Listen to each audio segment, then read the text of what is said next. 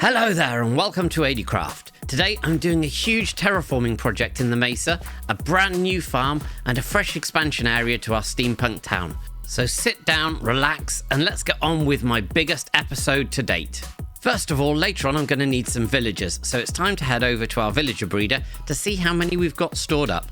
As we come in here, you can see that some of these villagers that I have used previously to get the trade for rotten flesh have actually reverted back to a lower tier of trade. So all of the ones on this side have still got to be reconverted. I've got all of my conversions set up in here, and these ones I have been off camera doing some reconverting to actually get us back down to the one rotten flesh trade, just so we can have a nice supply of emeralds going on, but also realised that we can actually sell these guys gold ingots. So using the massively overpowered gold farm from the nether, we've got another mechanism to get loads and loads of emeralds here. But if we go up this way, we have the villager breeder itself, and that is just up here. And I think I need to give these guys a little bit of food. Head up here and just spam all the carrots over towards them, and hopefully that will be good enough to get them breeding again. Are you happy? Have you got everything that you need? Do you need anything else? No? In which case, I will let you to it. And fingers crossed, they'll start breeding. It does actually, that being said, look like I've got quite a lot of villagers in here. No idea how many, but yeah, rather a few. So hopefully that should be enough to get going with the project later on. And the first stage of that project will be getting rid of and just generally changing a whole bunch of this area here. So if we head up this way, a lot of this is going to unfortunately have to move. So I'm going to need to set up a beacon or two around the edge here to make sure that I've got the mining effects and get that all cleared out. But before I do that, I realized that I actually want to take a couple of maps of this area. So first thing I need to do is actually find where we put the maps that we did before. No. Rare items, it must be. Nope, but there's some empty maps. This is the downside for using so many barrels as decoration. No. Finally, there they are. Now to get these laid out to see what we've got so far. Hello Kitty, you still need a name, so I need the people to give me some ideas in the comments. So I've laid these out just by our super smelter here, and as we can see, this was where we started the first bit in episode 1. This was when we built our starter house just over there, and this was when we built our first factory, but there isn't anything after that. So this super smelter hasn't even been built, which was in episode 3, which means that all of this progress hasn't been captured, and we are definitely past due making some more maps. And now I've created those and also made sure to lock them. Never forget to lock your maps. We can see how much more we've done since this end of episode 2. So we've obviously come on, built this super smelter, which is a little bit of a stealth building, what with the roof colour and everything here, but the rest of the buildings, they all stick out. Here's the amethystine tree. Here's our funicular railway going up the cliff, just down there. And here is our boatyard and our temple of the clerics. So yeah, loads and loads has gone on, and it's this way we're going to need to go into even more maps for what I've got planned for this episode. But now it's time for a space clearing time lapse.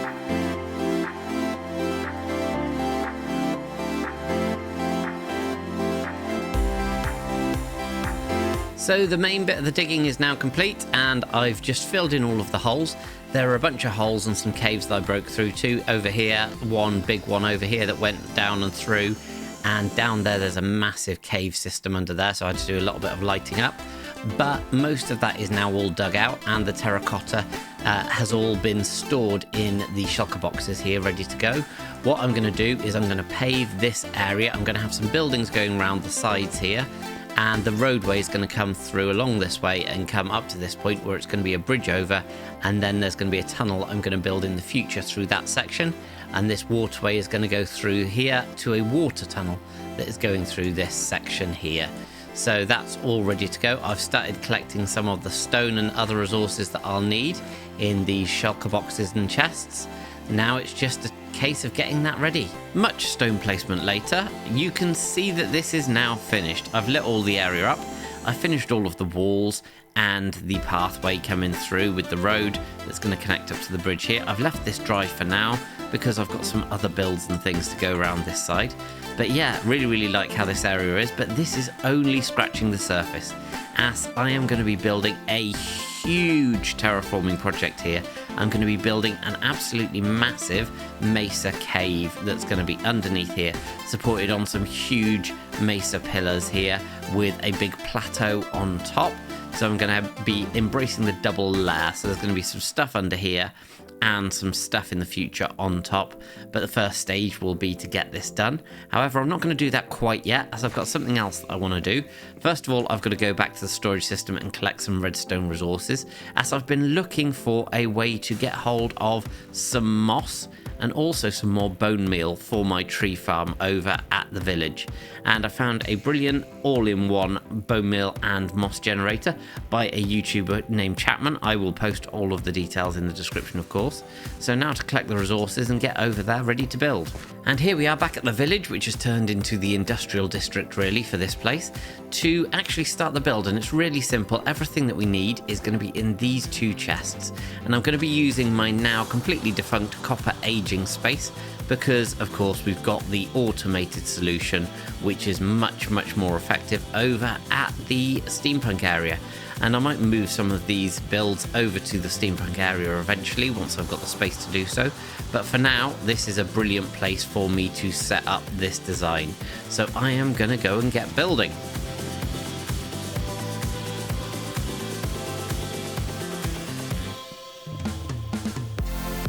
And the moss farm's now complete, and I'm really pleased with the result. So there's some moss under there that gets bone meal, which turns the stone into moss. These pistons then push that across and crunch it, which drops it into all of these hoppers. Half of them go into these composters, so it's self-sustaining with the bone meal coming through here and then feeding back up into the system, so it keeps running forever, with a little bit of extra, any overflow coming down into here. And then the rest of the moss and moss carpet and the azalea trees all go into these chests here. And this has been running for about 30 minutes or so, so it's really quick to fill these up. I now have as much moss as I can possibly need, and having it over here in the industrial area by the village has been great, because it's meant that my iron farm over here has been working away, pumping out iron, and I've been over here using the wood farm to get myself some more wood as well for some of the future builds. So really productive over here. At some point I probably will move some of these farms over to the steampunk area, but at the moment it's just a very short trip through the nether to get over here. But yeah, really pleased with this. Need to take some of this moss and the rest of the items back over to the steampunk area. And as I mentioned before, this is a design by Chapman. There will be a link in the description, so do make sure you check it out.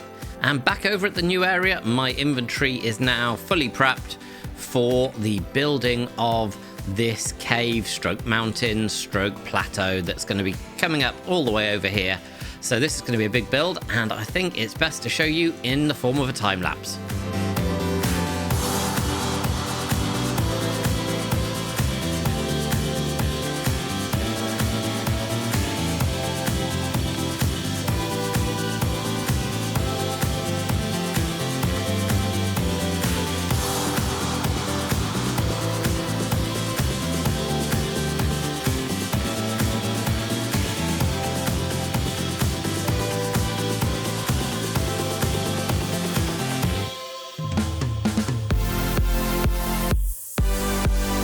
And we're done, and that took significantly longer than I was expecting. That has taken probably 8 hours just of building on this alone, and that's with everything having been designed in creative before, just to get some of the shapes, although I'll probably fiddle with the shapes here and curve off some of these edges, make things a bit more organic. But overall, I'm really pleased with how this has turned out. We've ended up having 4 big pillars. We've got 1 big pillar here, We've got a smaller one here and one here with a little tunnel going through. And this is going to make some really interesting shapes to build in with, especially the stuff that's going to go around this area. I did have some incidents with some creepers, so I've had to stick a couple of sea lanterns around, but there is going to be some lighting, as you're going to see shortly, that I'm going to put in here, which I think is a really, really great design. But this is just what it looks like from here, the road approaching, so I really, really like this aspect. It gives a lot of depth with that in the distance and just this whole cliff. But if we fly upwards, up here, we can see the top. This is just really a bit of a temporary top. I wanted to put some stuff on here, but there are going to be builds up here eventually. So this is just to make things fit in. But from up here, you get the most amazing view that we have of our steampunk town. You really, really get a funky view here of this big gourd there feeding into the water wheel and the amethystine tree and the funicular railway coming up here as well. Just really, really pleased with it all round. Next step for this will be to start working on the bit underneath. So if I come down here again, I have the bridge that I want to connect up. I also have, probably the first thing that I'm going to do is the lighting so that I can get rid of these sea lanterns. After falling off the scaffolding a couple of times, I've added the first of the lights, and this is the chunky design that I'm going to be using. So using the grindstones, they make an absolutely brilliant big chain coming down, and that's going to be connected using some of the frog lights and just some of the polished deep slate. So really like how these are. They don't supply that much light to the ground, so I still need to have a solution down here like these hidden lights here to make sure that everything is fully visible and spawn proof. But they do make the whole area look brilliant. So I've marked these out now in various different places where I'm going to have them, and they're going to be different heights. And now I'm just going to get those all built in. A little while later, all of the hanging lanterns are now in place, and I really like the depth and the way that this adds to the area just with all of these around. At the moment, they do look a little bit out of place just because we haven't got any of the builds in. But as soon as we start getting the builds in and the bridge going across, which is going to be the next job, then it's going to make a big difference to this. I've also done a fair bit of lighting up all the way around, and especially up here. This is probably mostly temporary up here in this space, just because in the future episodes I'm going to be building stuff up here anyway, so that's going to take up some of the ground, and we're going to have the natural light coming from the buildings. But if you're interested to see what I'm going to be building in the next episodes, make sure you do hit that subscribe button and turn on that notification bell so you don't miss out on any future episodes. But now I've just got to collect some of the resources together and build the bridge across to connect things up. A few moments later. And I've started doing some of the decorating and built out the bridge. So this has got a very similar design with the skulls on top of it to what we have over in these areas, which I think really just ties the whole area together, having that consistency coming through.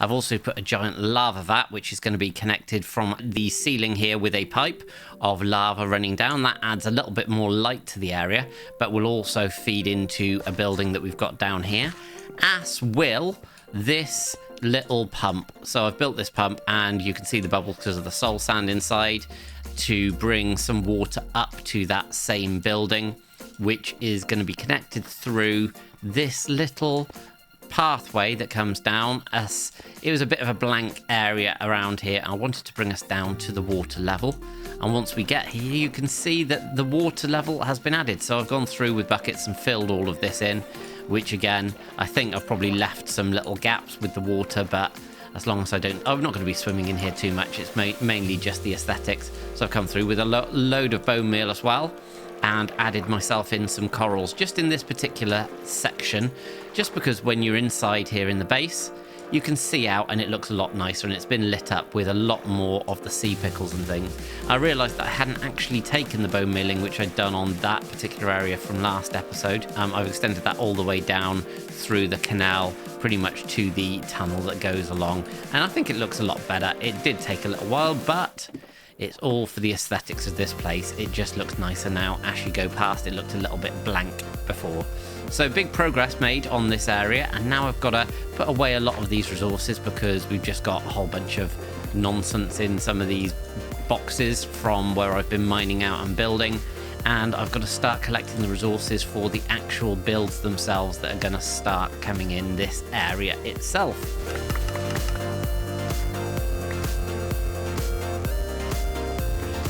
All the resources have now been collected and I have them ready to go here in all of these different boxes.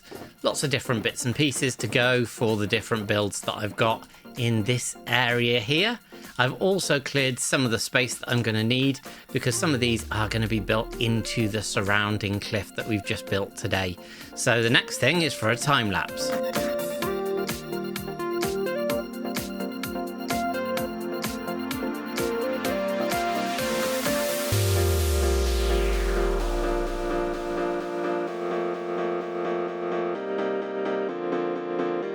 And with a little bit of the decoration done, this area looks so much better. I'm really pleased with this. So we've got the 4 builds, as I mentioned. This is the first of them, and I love this texture combination. So this is the brown mushroom block, and then we've got the mud and the mud bricks.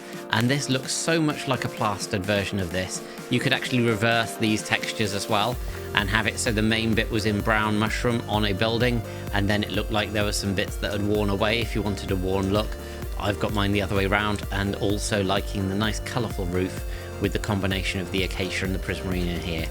But this building is here to perform a winching duty, to actually use this little winch that we have down here to pull things up from the canal area to this section. But from a practical standpoint, this is my little sleeping area. So we've got this nice bed area here if I need to sleep and it's getting dark in this section, and all the machinery, really like this machinery, big industrial machines to power the whole thing.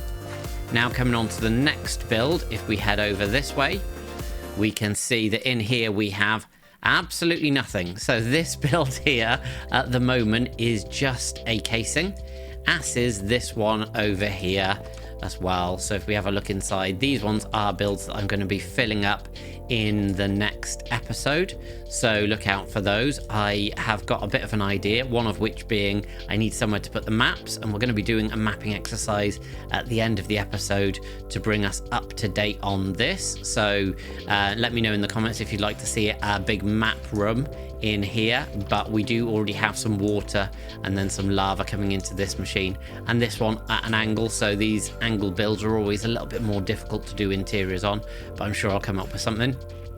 And then the main event for today, the thing that we need the villagers for, this is going to be where our stonemasons live. So I've got a whole bunch of stone cutters ready so that I can go and start preparing those. Again, we've got this huge furnace going on that's cooking stuff off, maybe to sort of cook the stones or things. And we've got 6 pods that are down here, loads of barrels and lots of storage as well, so that we can put all the things that we need to trade and the things that we have traded. And then the theme continues where we've got some glazed terracotta up here with some more barrels, and there's another 6, 2 here and 2 in that corner, so we've got 12 between these 2 floors. And then we've got this lovely furnace carrying on, and upstairs we have the final 4 pods. So we're going to have a total of 16 stonemasons in here, which should give us all of the quartz and all of the brick mainly. So a load of these builds are going to continue to use brick, which that's the best way to get hold of it.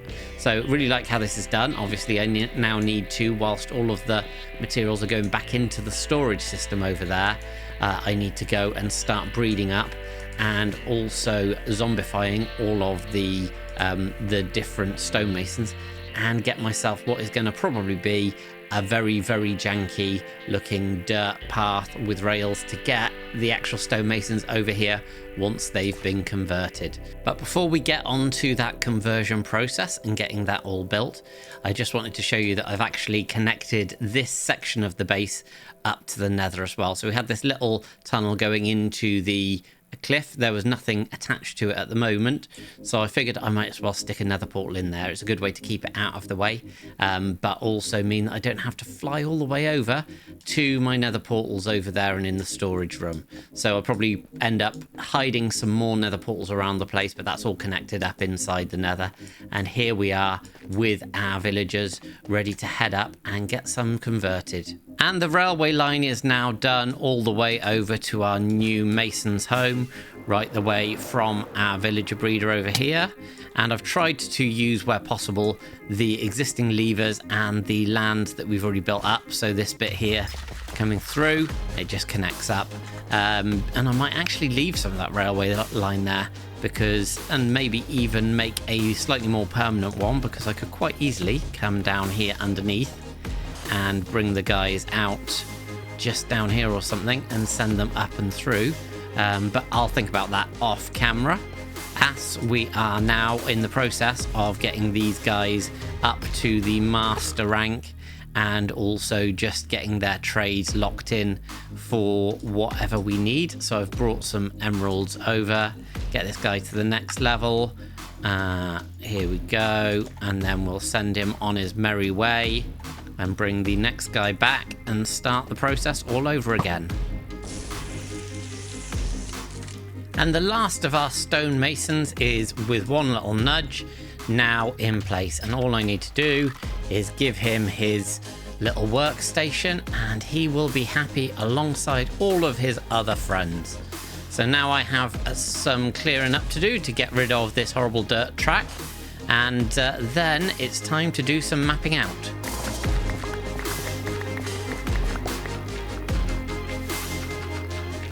And now that I've mapped this out and locked it, if we look at a side-by-side comparison, you can see this quite jarring line here where the map stopped before, where we had our nice big gourd there feeding into our water mill.